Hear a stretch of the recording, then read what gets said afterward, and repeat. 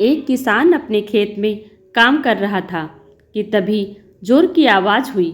किसान ने देखा कि एक घायल मादा बाज उससे थोड़ी दूर आ गिरी और एक अंडा देकर मर गई।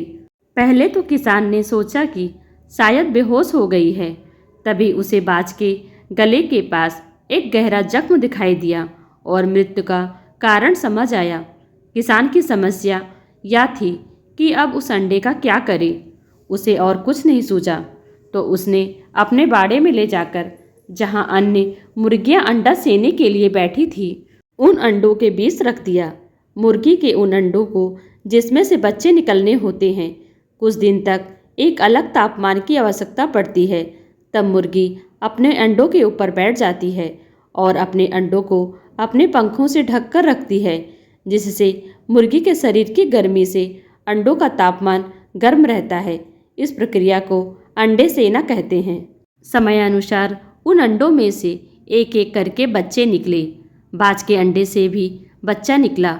वह मुर्गियों के बच्चों के साथ खाता, उन्हीं के साथ घूमता, वैसे ही डरकर चलता।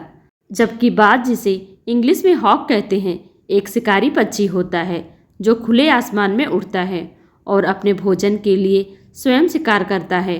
परंतु बाज के इस बच्चे ने अपना पूरा जीवन इन्हीं मुर्गियों के बीच गुजार दिया।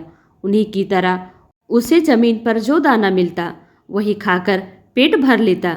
इसी तरह वह बूढ़ा हो गया। एक दिन उसे आकाश में एक बाज उड़ता दिखाई दिया। बाज एक शक्तिशाली एवं उच्च उड़ान भरने वाला पक्षी होता है। मुर्गियों के बीच पले बाज के बच्चे ने उसे उड़ता देखा तो अपने मन में सोचा, काश मैं भी इस पक्षी की तरह ऊंची उड़ान भर पाता। क्या हम मनुष्यों में से अनेकों की ऐसे ही कहानी है। बाज के रूप में पैदा होकर भी, अर्थात समर्थ होकर भी, नकारात्मक सोच वाले लोगों से घिरे होने के कारण जीवन भर उठने की हिम्मत नहीं कर पाते, जबकि उनकी ऊंची उड़ान भरने की भरपूर क्षमता होती है।